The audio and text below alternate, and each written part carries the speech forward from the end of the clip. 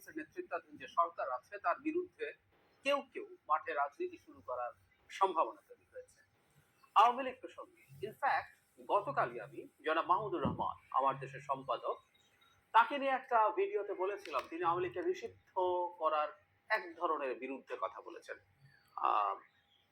কিছু যদি কিন্তু দিয়ে বলেছেন যে আওয়ামী লীগ চাইলে রাজনীতি করতে পারে, কি কি করলে পারে সেটা উনি বলেছেন, কিন্তু একটা ডাউন রাইট নিষিদ্ধ করে দেওয়ার যে আলাপ কোনো কোনো দিক থেকে আছে সেটাকে তিনি ওন করেননি।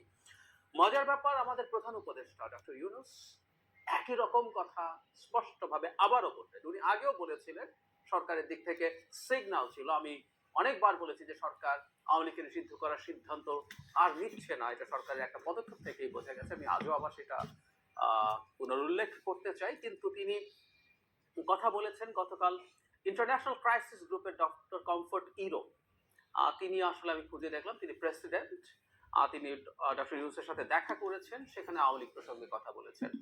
এই প্রতিষ্ঠানটাকে নিয়ে একটু কথা বলা দরকার। এটা খুবই গুরুত্বপূর্ণ, খুবই সুপরিচিত একটা থিঙ্ক ট্যাঙ্ক, নানান রকম ক্রিটিসিজম এটার আছে, লিবারেল একটা থিঙ্ক ট্যাঙ্ক হিসেবে পরিচিত।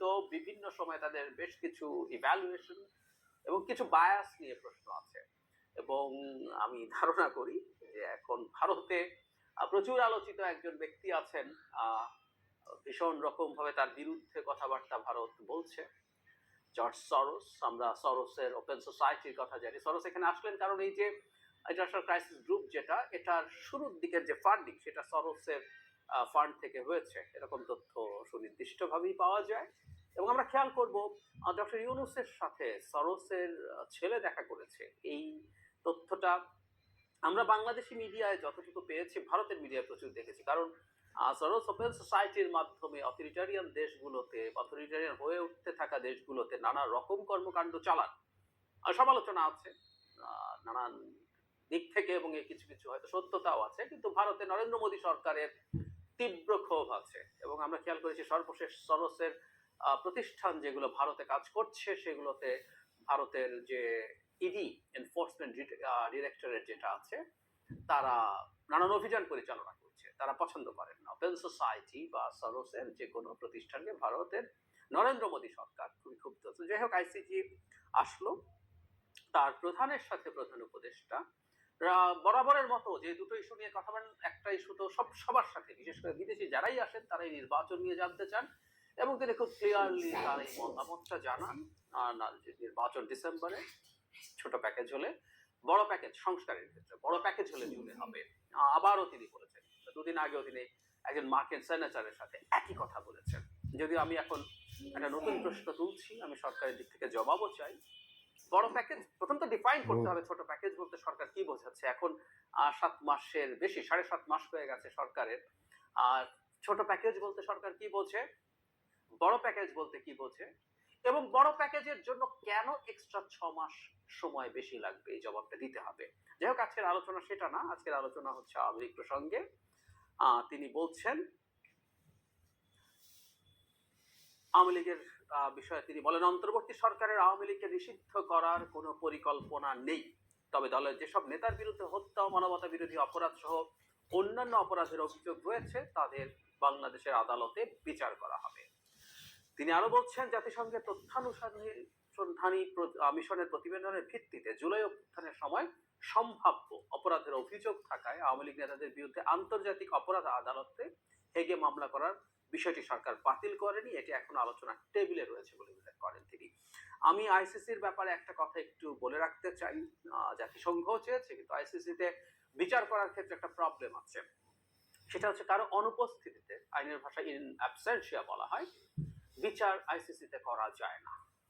যেহেতু আইসিসিতে কারো অনুপস্থিতিতে বিচার করা যায় না, শেখ হাসিনার বিচার এবং তার অনেক সাঙ্গপাঙ্গের যদি বিচার আইসিসিতে আমরা করতে চাই, এটা প্রায় অসম্ভব ব্যাপার। কারণ শেখ হাসিনাকে কবে গ্রেফতার করা হবে, তারপর তার বিচার শুরু হবে, এটা ইজ রিয়েলি ভেরি টাফ। কিন্তু বাংলাদেশে আমরা আমাদের যে আইন আছে তাতে অনুপস্থিতিতে বিচার করার সুযোগ আছে, যদিও এটি ইন্টারন্যাশনাল স্ট্যান্ডার্ডের সাথে কনফ্লিক্ট করে। আমাদের নিশ্চয়ই মনে আছে জাতিসংঘ তার যে রিপোর্ট পাবলিশ করেছে শেখ হাসিনার বিরুদ্ধে, সেখানে ফালকাত তুর্ক, আমাদের জাতিসংঘের যে মানবাধিকার হাই কমিশনের প্রধান, তিনি দুটো ইন্টারন্যাশনাল স্ট্যান্ডার্ড আমরা যদি রক্ষা করি তাহলে আমাদের সাহায্য করবেন বলেছেন। একটা হচ্ছে এই যে ইন অ্যাবসেন্সিয়া বিচার করার সিস্টেমটা বাতিল করতে হবে এবং মৃত্যুদণ্ড বাতিল করতে হবে। জাতিসংঘ মৃত্যুদণ্ডকে এনকারেজ করে না, তার এর বিরুদ্ধে অবস্থান আছে। যাই হোক, আওয়ামী লীগ নিষিদ্ধতার প্রশ্নে আসি। এটা আমরা জানতাম, আমি অন্তত বহুদিন আপনাদেরকে স্মরণ করিয়েছি, যারা আমাকে নিয়মিত শোনেন তাদের মনে থাকবে, তারপরও যারা নতুন আছেন তাদের জন্য বলি, আওয়ামী লীগকে এই সরকার নিষিদ্ধ করতে যাচ্ছে না, এটা আমরা আসলে বেশ আগে বুঝতে পেরেছি। আমি আপনাদেরকে দেখিয়েছিও সেই নিউজটা। সেটা হলো, সর্বশেষ যখন আন্তর্জাতিক অপরাধ আদালত আইন যেটা আছে সেটার সংশোধনী পাশ হলো, মানে একটু যদি পেছনে যাই, এটা 72 সালের আইন, কিন্তু আওয়ামী লীগ এটার একটা গত টেনিয়রে এসে একটা সংশোধনী করে এর মধ্যে সংগঠনকেও বিচার করা যাবে, রাজনৈতিক দলকে বিচার করা যাবে এই ধরনের অপরাধে সংযুক্ত হিসাবে, সেটা আওয়ামী লীগ যুক্ত করেছিল। তাদের উদ্দেশ্য ছিল জামায়াতকে বিচার করা, বিচার তো করা না হলে বিচারের নাটক করা। ওরা চেয়েছিল এগুলোর মাধ্যমে জামায়াতকে চাপে রাখবে। তো সেই চেষ্টা তারা করেছিল। প্রথম এসে এই আমাদের অন্তর্বর্তী সরকার আসার পর প্রাথমিক যে অ্যামেন্ডমেন্ট প্রস্তাবিত হয়েছিল সেখানে ওই ধারাটা ছিল এবং তার সাথে একটা শাস্তি যুক্ত হয়েছিল। কোনো দল যদি অভিযুক্ত হয় তাকে 10 বছর পর্যন্ত নিষিদ্ধ করা যাবে।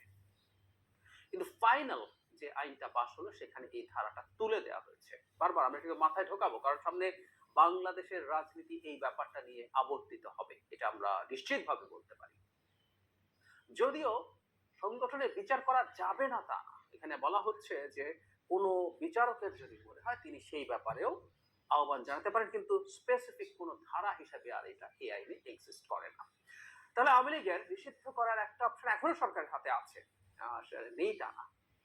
এটা হলো এই আইন, কিন্তু এটা বাতিল করায় কেন আমি মনে করেছি যে সরকার আওয়ামী লীগকে নিষিদ্ধ করবে না সেটাই আসি। একটা রাজনৈতিক দলকে নিষিদ্ধ করার আরেকটা আইন আছে, সেটা হচ্ছে 2009 সালে সন্ত্রাস দমন আইন। সেই আইনের একটা ধারা মোতাবেক কোন দলকে যদি সন্ত্রাসী দল হিসেবে ডিফাইন করা যায় তাহলে তাকে এক্সিকিউটিভ অর্ডারের মাধ্যমে সরাসরি নিষিদ্ধ করে দেওয়া যায়। আর শেখ হাসিনার পতনের 2-3 দিন আগে জামায়াত এবং শিবিরকে এই আইনের মাধ্যমে নিষিদ্ধ করা হয়েছিল। এর আগে হিজবুত তাহরিরকেও তাই করা হয়েছে। কিন্তু এটা এখন সরকারের হাতে আছে, কিন্তু থাকলেও সরকার এটা করবে না, কারণ আওয়ামী লীগের মতো একটা দলকে এক্সিকিউটিভ অর্ডারে নিষিদ্ধ করা নিয়ে প্রচুর সমালোচনা আসবে। সমস্যাটা হচ্ছে একটা বিচারিক প্রক্রিয়া যদি চলে, সেটায় যেটা দাঁড়ায় সেটা হচ্ছে বিচারিক প্রক্রিয়ায় প্রত্যেকের আত্মপক্ষ সমর্থনের সুযোগ থাকে। আওয়ামী লীগের সেই সুযোগ আছে। আওয়ামী লীগের সেই সুযোগ যখন থাকতো বিচারিক প্রক্রিয়ায়, সেটাই যদি সরকার নিষিদ্ধ করার চিন্তা করলেও বিচারিক প্রক্রিয়ার মাধ্যমে করতো। নিষিদ্ধ হতো কিনা এটা নিশ্চয়ই সরকার বলতে পারবে না, কারণ এটা বিচার বিভাগের প্রশ্ন, কিন্তু বিচারিক প্রক্রিয়ার মাধ্যমেই সরকার সেটা চাইতো। আমরাও যদি কেউ চাই সেভাবে যাওয়ার কথা। তো এক্সিকিউটিভ অর্ডার দিয়ে করা যায় যদি কেউ বলিও, আসলে লাভ নেই। আর সরকার এটা স্পষ্ট করে দিয়েছে যে তারা এটা নিষিদ্ধ করছে না। এখন যেটা দাঁড়াবে, মানে আওয়ামী লীগকে পুনর্বাসন করার জন্য এবার ডক্টর ইউনূস গালি শুনবেন কিনা আমি জানি না, কেউ কেউ কিছুটা শুরু করেছেন। এই মানুষটা এত বড় বিভিন্ন বিচারে, এবং প্রায় বলি কথাটা, সমালোচনা করি সরকারের অনেক অদক্ষতা আছে, মানে সব ব্যাকগ্রাউন্ড মাথায় রেখেও এই সরকার মানে এই দেশের কোথায় কোথায় কি কি ধ্বংস শেখ হাসিনা করে গেছে যথেষ্ট ভালো জানি, খোঁজ খবর রাখি, বছরের পর বছর এগুলো দেখেছি, এগুলো নিয়ে কথা বলেছি। এই প্রেক্ষাপটে সরকারের আরো ভালো করার সুযোগ ছিল। মানে সরকারের ব্যর্থতা আছে এবং সেই ব্যর্থতার কারণে প্রধান দায়ভার যে কোনো সবসময় যেটা হয় টিম লিডারকে নিতে হয়, আমাদের প্রধান উপদেষ্টাকে নিতে হবে। কিন্তু আমরা প্রায় যে কথাটা বলি না, যে আমাদের প্রধান উপদেষ্টা যদি প্রধান উপদেষ্টা না হতেন, মানে আমাকে এই 7 মাস 7.5 মাস পরও যদি কেউ বলে 5 তারিখে ফিরে গিয়ে এই 7 মাস দেখার পর কি মনে করি, ডক্টর ইউনূসকে কি প্রধান উপদেষ্টা করা ঠিক আছে যদি আবার এটাকে ঠিক করার সুযোগ হয়? উত্তর হলো 100 বার পেছনে গেলেও 100 বার ডক্টর ইউনূসকে আমরা চুজ করবো। কারণ হচ্ছে ওই মারাত্মক টার্ময়েলের মধ্যে ওনার মতো একজন ব্যক্তিত্ব আমাদের, আমি প্রায় বলি যে আমাদের ছাতার মতো, বন্দুক বাচ্চার মতো না থাকলে আমাদেরকে জাস্ট ইন্ডিয়া খেয়ে ফেলতো।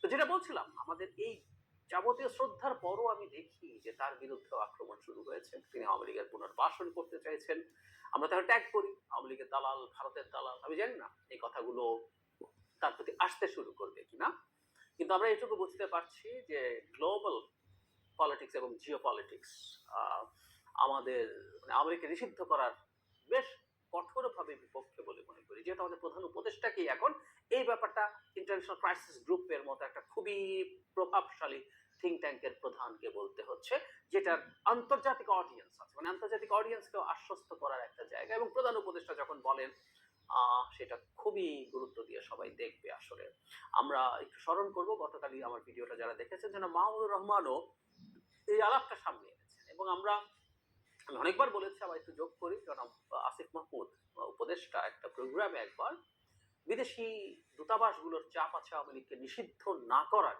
এই কথাটা তিনি বলেছেন। এবং last but not the least, repeat হচ্ছে, তারপরও জাতিসংঘের মতো জাতিসংঘের মানবাধিকার হাই কমিশন আওয়ামী লীগ নিষিদ্ধ করার বিরুদ্ধে কথা বলেছে।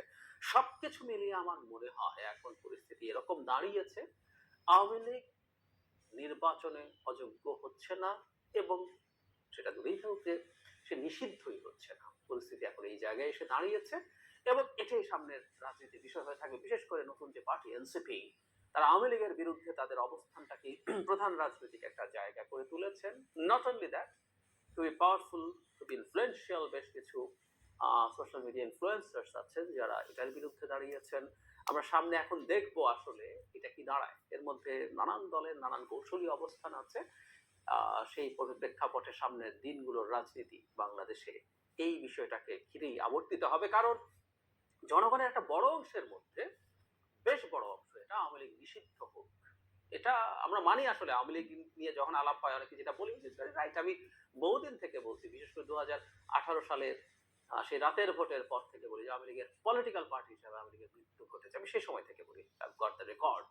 সেটা রাজনৈতিক দলই না, তার রাজনীতি করার অধিকার কেন থাকবে? নট অনলি দ্যাট, শেষ পর্যন্ত দল হিসাবে তারা মারাত্মক সব সন্ত্রাসবাদী কর্মকাণ্ডে লিপ্ত হয়েছে। সর্বশেষ উদাহরণ হচ্ছে 4 অগস্ট, শেখ হাসিনা পালিয়ে যাওয়ার আগের দিন, যখন সম্ভবত সেনাবাহিনী আর কোনোভাবে রাজি হচ্ছিল না, পুলিশকে বিজিবিকে দিয়ে আর পারা যাচ্ছিল না, তখন আওয়ামী লীগকে ঘোষণা দিয়ে মাঠে নামিয়েছিল। সারা দেশে 100-র বেশি মানুষ হত্যাকাণ্ডের শিকার হয়েছিল সেদিন। আমাদের হাতে যথেষ্ট ডকুমেন্ট আছে, এটা একটা সন্ত্রাসী দল, এটাকে গ্যাং, দল বলতে রাজনৈতিক দল বোঝায়নি, সবই করা যায়। কিন্তু প্রেক্ষাপট সম্ভবত এখন এই জায়গায় এসে দাঁড়িয়েছে যে আওয়ামী লীগ নিষিদ্ধ হচ্ছে না। এখন আমরা সামনে কিউরিয়াসলি দেখব আসলে এখানে অন্যান্য দল কিভাবে এই বিষয়টা নিয়ে রাজনীতি করে, আর সরকারও এটাকে কিভাবে সামাল দেয়।